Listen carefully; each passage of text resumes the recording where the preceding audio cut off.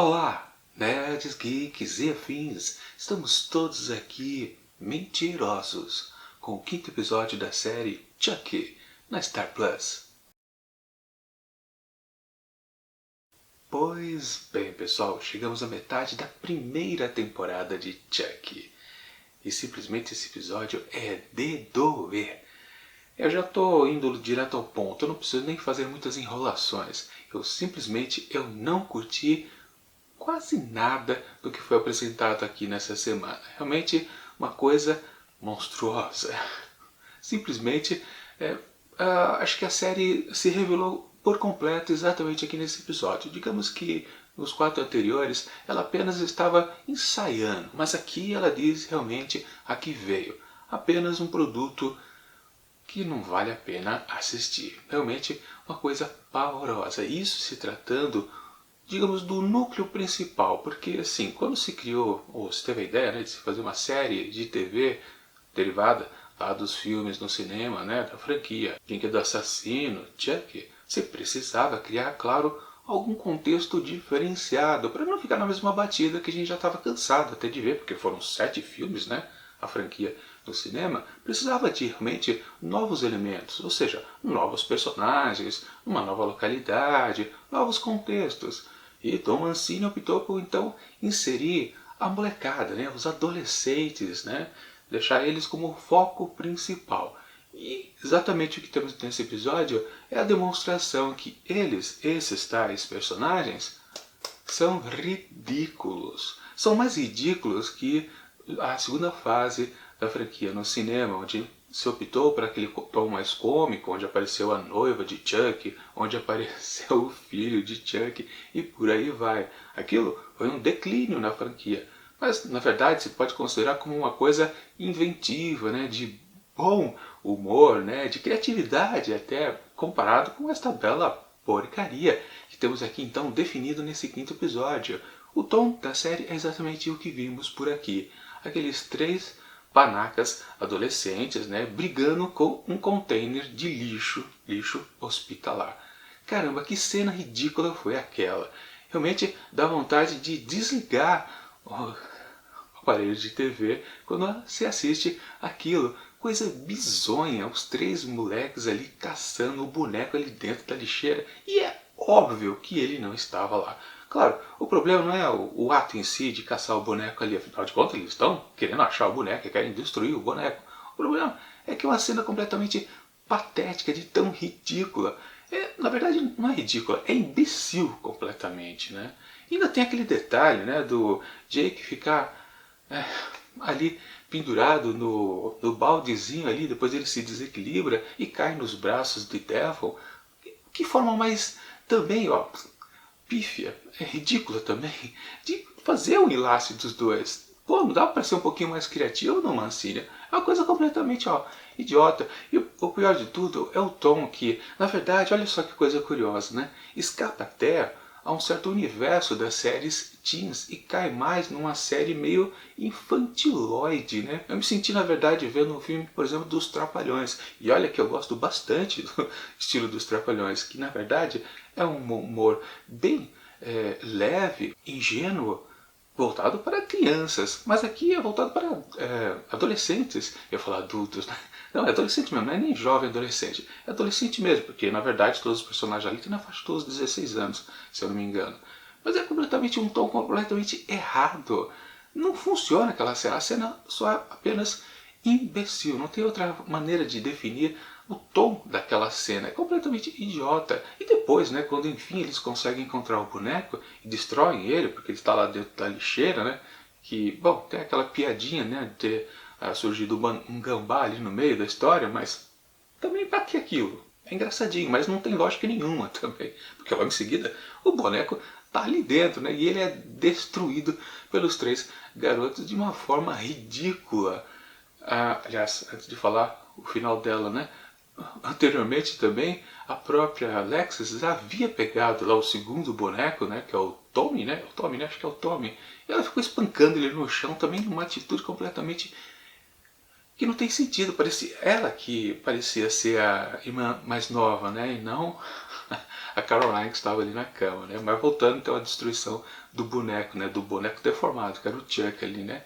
Caramba, ele foi destruído como se fosse plástico rígido, mas na verdade ele é um plástico maleável, o boneco. Senão ele não conseguia ser articulado, né? Uma coisa também que não tem sentido nenhum. E os três panacas também comemorando. Ah, vencemos. É completamente falso aquilo, é irreal. Eu já falei nos outros episódios que a série ela precisa ter um certo limite de exagero de fantasia, porque senão você passa a desconsiderar que esse universo onde o boneco anda e mata pessoas possa existir. Você não pode exagerar no tom farsesco. E aqui foi completamente isso que aconteceu nesse episódio. E de novo, esse eu considero então o verdadeiro tom da série. Anteriormente ele só estava enganando a todos nós, mas agora não. Tudo está definido. É essa a mensagem que o Tom Mancini quer passar com esses novos personagens. Pura galhofa. Não é para se levar a sério. E se você tenta um pouquinho, você fica completamente de estômago revirado, porque é realmente cenas imbecis que aconteceram por aqui. E pior, né? Para completar esse miolo, na verdade o recheio desse sanduíche que estamos consumindo aqui, tem os acessórios dessas tramas adolescentes, que são exatamente, a começar no princípio do episódio, né? E numa definição bem rápida. Caramba, como Caroline é uma criança completamente chata. Uma chata de galocha, insuportável. Caramba, aquele piti dela não desce mais. Se antes talvez pudesse ser interessante, aqui foi só apenas exagerado.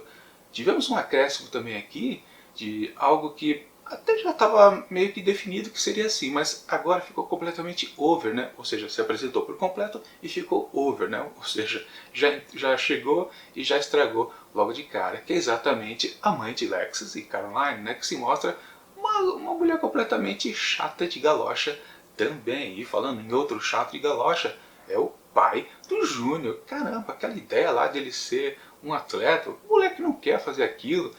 Ou seja, a série já possui três elementos completamente irritantes. E já existia, na verdade, desde o primeiro episódio. Só que aqui, como foi uma bela de uma porcaria o principal, ficou mais evidente que esses acessórios são completamente também insuportáveis. Ou seja, nada se salva nesta nova vertente da franquia, que são exatamente esses novos personagens apresentados, os principais, os adolescentes e seus acessórios, seja figuras adultas ou então a criancinha ali super da mimada. Caramba, não tem nada que salva aqui nesse episódio. Na verdade, tem uns elementos mais que aparecem que realmente dão algum saborzinho, digamos, que você possa considerar que, tá, isso pelo menos é um pouco assistível ainda. Na verdade, eu já gostaria de dizer que esse episódio merece apenas um 0 bem redondo. Sim, é uma nota que tudo isso aqui tem que receber, porque, cara, que coisa insuportável. Eu só não dou 0 porque, sim, teve três elementos também, até para compensar os três ridículos, né?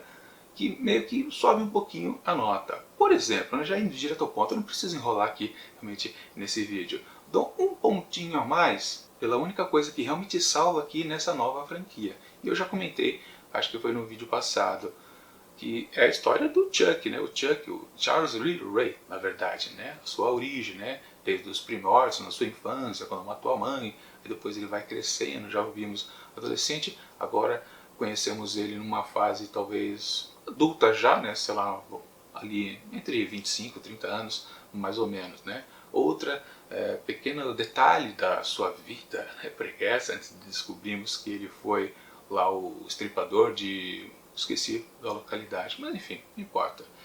O que tem a ver com o Charles Lee Ray, não o Chuck, o boneco, é sempre interessante. E como eu disse nos vídeos anteriores, a série deveria ser sobre isso, não sobre adolescentes que ficam fazendo altas peripécias atrás de um boneco. Não, devia ter sido sempre. Alguém devia ter dado a luz para Dom Mancini. Olha, vamos focar aqui na vida do Charles Lee Ray, que é bem bacana, isso tem conteúdo. O resto, essa bobagem adolescente aí, ó, joga fora, vai. Finge que você não apresentou pra gente essa proposta de série. Bom, pelo menos eu dou então meio ponto para o episódio por causa do que temos ainda de Charles Lee Ray. Se bem que, né, Até teve um momento que eu até não curti também, que foi a segunda fase aqui do Charles Ray também, quando vemos, na verdade, ele aqui no tempo atual, né? Não é nem Charles Ray, né? É a possessão que o Chuck está dentro da Nina, né? Sempre lembrando que aquela atriz é a própria filha do ator que faz a voz do Chuck, Fiona Dourif, né? Teve aquele momento que ela saiu, né, da possessão, né, ou melhor, a possessão do Chuck saiu do corpo dela e ela voltou a ser a Nina. E ela caiu ao chão sem a força nas pernas, né? Mas o problema que eu vi ali é que exatamente ela teve que dizer para aquele personagem ali que estava completamente amarrado, né, que foi uma das vítimas ali daquela dupla, daqui a pouco eu falo da outra, ela teve que meio que cantar toda a sua história pregressa que a gente viu no filme anterior, né? Aliás, os dois anteriores, né? O filme 6 e o filme 7 também, né? Que está focado bastante na personagem da Nina, né? Ou seja, ela vendeu todo o seu peixe para o personagem ali. Claro, numa certa necessidade super forçada para quem está acompanhando apenas a série, não viu os filmes, entender que diabos é aquilo, né? Ou seja, aquela mulher que está possuída pelo boneco. Mas peraí, o cara só não possui os bonecos, né? Se bem que ele trocou de boneco aqui também nesse episódio. Bom, isso a gente sabia de outros filmes. Não, na verdade, ele não trocou de corpo de boneco, né? Ele trocou de corpo de boneco para humano, né? Enfim, tem uma novidade que tem aqui nesse episódio. Mas de qualquer forma, né? Aquela necessidade da Nina se explicar para o cara ali, que daqui a pouco ia ser morto, é uma situação complicada realmente do roteiro. Você explicar uma coisa que está tão baseada em coisa passada, de filme, né? Não está inserido na própria série, mas de qualquer forma, se não explicasse aquilo, talvez nada pudesse ser compreendido pelos novos espectadores da série. Mas aí você pensa, peraí, mas ele fez isso, o roteiro fez isso em relação a Tiffany. A Tiffany não está super explicada também, embora, claro, numa cena anterior vimos a Tiffany jovem, né? Mas, ok, vai, mas a gente não sabe a importância da Tiffany. Esse é o problema que eu quero dizer, né? A gente compreende completamente o que é a Nina, porque ela se expôs completamente, né, contando sua história toda, né? Um baita de um resumo de 2 filmes, né? E temos a Tiffany, que apenas é colocada ali. Ela também é uma assassina, sádica, maluca, que fica matando as pessoas de graça. Meio Chuck, né? Pode ser que sim. Aí, falando de Chuck, né? Foi a Tiffany que deu o nome de Chuck, o apelido, né? Não, ela não gostava de Charles, preferia Chuck. Também é um tipo de explicação que realmente não funciona. Que, tipo, ninguém estava interessado em saber quem foi que batizou o Charles Lee Ray de Chuck. Não importa que a Tiffany. Realmente é um dado colocado aqui que não significa nada. De qualquer forma, mesmo com esse probleminha, mas isso é coisa de roteiro, né? Mesmo apesar disso, ainda vale dar meio ponto ao episódio, que merece um 0 por causa da história aqui de Charles Lee Ray. Outro meio ponto que eu também preciso dar, e é uma coisa que destoa completamente, relacionado a um mistério que existia desde o primeiro episódio, se eu não me engano, desde o primeiro, exatamente, a mãe lá do Junior. A gente entendeu qual era o mistériozinho dela, né? Que parecia que ela tinha um certo amante. Era possível, né? Porque ela saía, ela tinha o próprio Chuck meio que deu uma indireta, porque ele ouviu uma conversa dela ao telefone, mas aqui a gente descobre que, na verdade, seus encontros são com uma psicóloga, provavelmente, né? Porque ela tem a questão de revelar ou não o seu estado de saúde. Ela tem um câncer já em fase bem avançada. E caramba, é uma cena muito boa, num tom que não se assemelha em nada do que a gente viu até agora na série. Parece que é outra série que está inserida aqui dentro de Chuck.